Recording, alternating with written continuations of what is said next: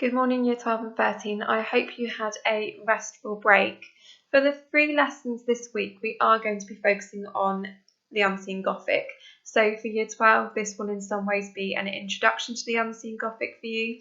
Year 13, this is going to be your revision of the Unseen Gothic and actually focusing on different sort of contextual ideas, what the Gothic is, reception context of the Gothic, and some key features as well, is just going to pave the way for our deeper learning of the Unseen Gothic when you return back to school next week. So starting at the basics then, what is the Gothic? The term Gothic refers to a series of cultural, literary and historical characteristics that became dominant around 1760 and in its first iteration lasted until 1820. When considering a genealogy, one can trace its significance back to the historical Goths and then medieval literature through to the Romantic period and the Victorian age, finally at the present day. So we are going to have a look at some of these core contextual eras. We're also going to have a look at that idea of the proto-Gothic, which we've mentioned before as well, because of course all literature is influenced by something, and we know that Shakespeare influenced so many texts today, as it did many Gothic texts as well. On this slide and the next, there are lists of key characteristics in relation to the Gothic. So here we have excess, supernatural evil, transgression, so overstepping boundaries, mental disintegrations. We've spoken before, haven't we, about kind of the unreliable narrator, and madness within the Gothic is a core theme. Spiritual corruption as well, one that you might think about particularly there is the monk. And then on the next slide we have the sublime, which we will focus on in greater detail. Next lesson, labyrinths, churches, abbeys, castles, graveyards, all of those Gothic settings that we would expect to see.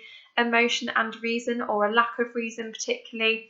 Social disintegrations, we've spoken many times about how with the Gothic it's about those social anxieties, isn't it? And kind of the falling apart of society as well. So think about the changes within the Victorian era. Desolate and alienating landscapes, vulgarity, civilization versus barbarism. So again, you think about Dorian Gray, for example. On the outside, he's seen as very civilized, but of course we know that in many ways he's also barbaric. The macabre and the sinister. So the macabre is going to be very important for the Bloody Chamber. Fragmented narratives. So again, it fits with that idea in some ways of an unreliable narrator. So if something's fragmented, then actually you're having to piece together some of the bits of evidence. So think Jekyll and Hyde, for example. So the chapters 1 to 7, there's an omniscient narrator, but we get the perspective of Utterson most of the time, don't we? Whereas actually chapter 9 is Lanyon's narrative, and chapter 10 focuses on Dr. Jekyll's narrative. So it's very, very fragmented, and it's almost like a detective case where we're trying to find out exactly what happened in this strange case. Monsters, spectres, corpses as well. So for each of these, what I would like you to do is I'd like you to write the name of a text or extract which includes these Gothic elements. So I've given you a few examples already. So year 13, you'll find this much easier.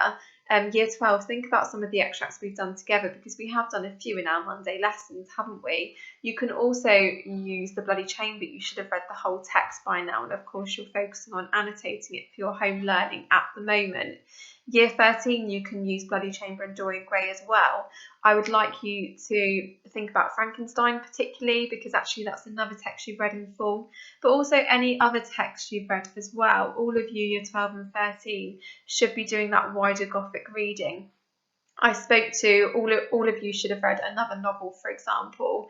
I've referenced short stories that you can go to as well, even poetry if you would like to, that's absolutely fine.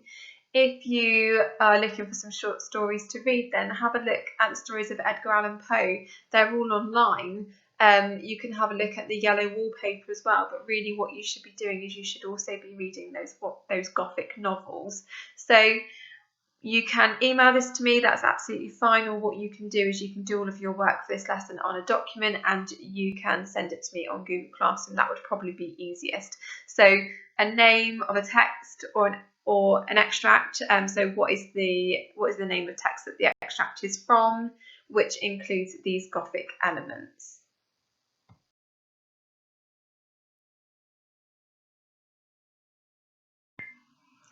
So I'm just going to remind you quickly of the Gothic origins. So the word Gothic comes from the Goths, who were a 4th century Germanic tribe. At the time, it was almost synonymous with barbarism and was used as a term of insult by the Romans. So we know that the idea of kind of being barbaric exists in many Gothic texts. In Dorian Gray, for example, in the Bloody Chamber as well. So think of the title story of the Bloody Chamber. There is absolutely no doubt there that the Marquis himself is barbaric, isn't he? Also, we can think of the Count within the Snow Child. He is also barbaric.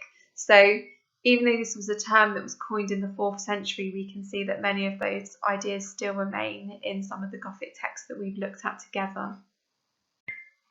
The word barbarism becomes especially interesting when we consider its etymology. So it's derived from Greek and it means foreign, or more specifically non-Hellenic. It became a general term for anything that was considered uncivilized or uncultured. It was thus in opposition to Greek and Roman notions of civilization.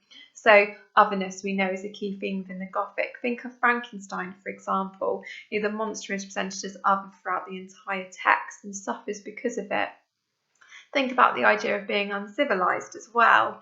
Again, a key theme within the Gothic text we've looked at. So what I would like you to do for this task is I would like you to just bullet point some examples of otherness within the Gothic. If you can explain what that otherness is as well, fantastic, please do so. So year 12, again, you can focus on the Bloody Chamber, but you can also focus on the extracts we've looked at. I can think of one in particular that we've looked at in relation to otherness, but also your wider Gothic reading that you should be doing as well. So thus there is inherent in the word and concept of Gothicism something of the other. From its start, it represents a challenge to the orthodox and the traditional. So there is a key quotation, which I've seen many of you use before, about this exactly, about it being a challenge to the orthodox and the traditional. So what I would like you to do is I would like you to have a look at the next task. So what do Wilde and Carter challenge with their texts? So remember, Gothic texts, we've said all along, they challenge society as it is, doesn't it? They challenge kind of the belief systems, what is considered to be normal at the time. So I would like you to bullet point at least 2 ideas for each, 2 ideas surrounding what Wilde and Carter challenge within their texts. So year 12, what you will do is you'll focus on Bloody Chamber for this, but I'd like you to make sure that you focus on at least 2 of the stories within the collection. So I'm just going to look at the literary origins with you now. So whilst Gothic literature had its heyday in the 1790s, much earlier literary texts and styles provided a template for later writers to adopt. So these inherited styles and forms might include ballads, Elizabethan and Jacobean plays, revenge tragedy. So these 3 provided fertile ground for the creation of the Gothic. We can refer to these as Proto-Gothic, a term which I've used before. So these informed and shaped what would become the Gothic. They provided later writers with a vocabulary and a series of conventions to draw upon. So we think, for example, with Macbeth, we have Lady Macbeth washing the blood off of her hands, and actually we see that as a recurring motif throughout other texts. So borrowing a phrase from Will Temple, they helped to mould the Gothic wit.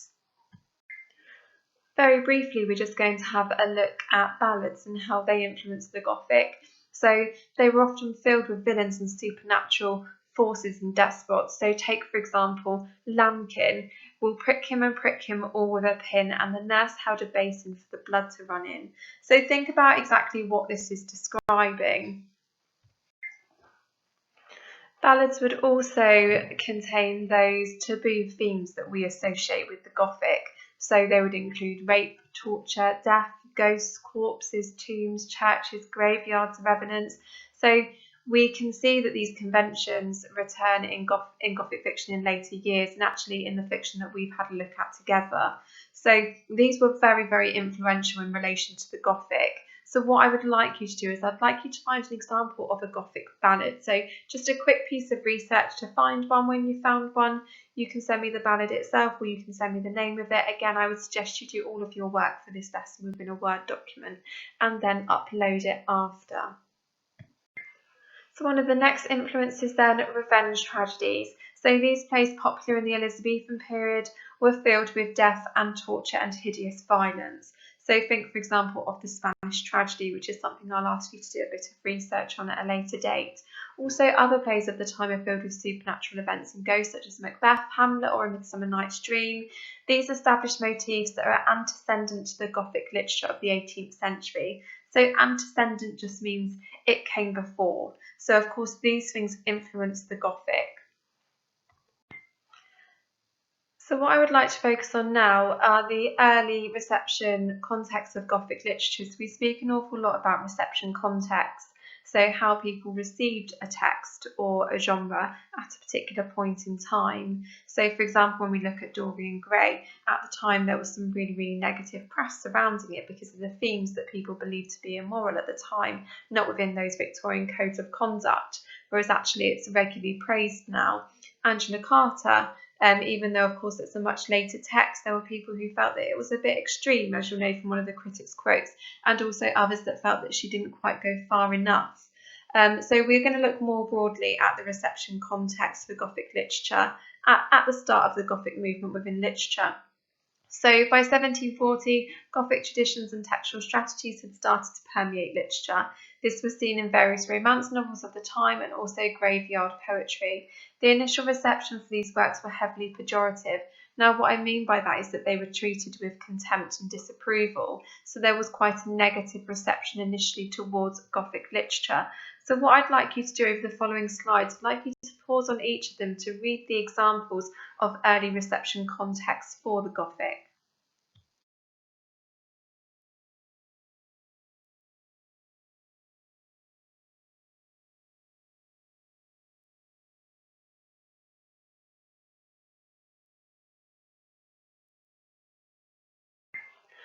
So hopefully what you've seen then from those reception contexts is actually the main concern was around morality. So the Gothic was seen to undermine Enlightenment values. So remember, the Enlightenment influenced the Romantic period. So the Enlightenment values were all about order and reason.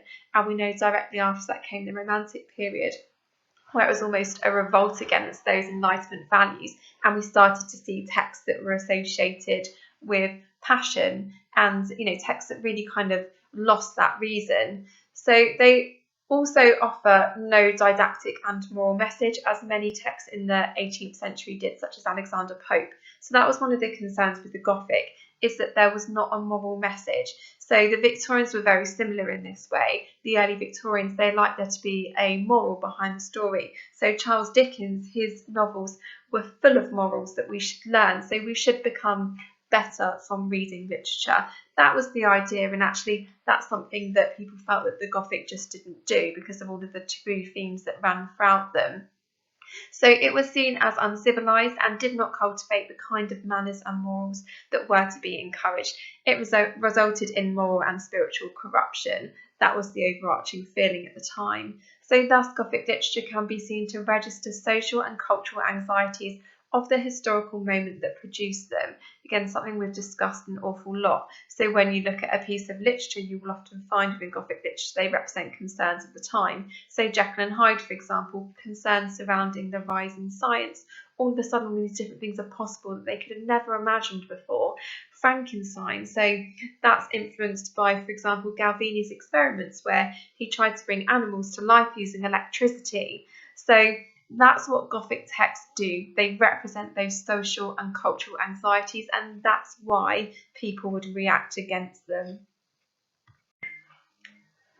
So we know, of course, that there is never just one reception context. Of course, people interpret the text in very different ways. So another reception context, early reception context of Gothic literature, despite being associated with moral degradation and cultural debasement, the reception of early Gothic texts is more nuanced than this. There is also an argument that the Gothic text sought to uphold and justify certain moral values.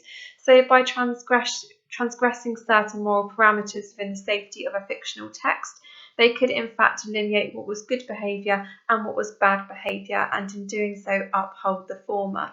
So as a reader of a Gothic text at the time, actually I could look at that and I could say, well, this is the wrong thing. This is clearly not the way that we should act. And therefore I could become better from that. So that was kind of the other view of Gothic literature at the time, the way that others could have looked at it. So what I would like you to do then for the next task is I want you to find examples of early positive and negative receptions of the picture of Dorian Gray and the Bloody Chamber. So year 12, you are just going to be focusing on the Bloody Chamber, and all of you can use some of the ones that we've used before. That's fine, you don't have to find new ones. So I want you to find a positive and a negative for each and explain the significance of the quotation. So once you have the quotation, you need to explain why it's important, what it means, what is the argument. So I would also, year 13, like you to do this for Frankenstein, which you read last summer. So for year 13, you should have a positive and negative for Dorian Gray, the Bloody Chamber and Frankenstein. Year 12, you should have positive and negatives for the Bloody Chamber and explain why. If you have any questions, please do let me know. So you can ask them on the newsfeed, or you can send me a message privately. Either of those is absolutely fine. But please do not hesitate to ask for help or clarification if you need it.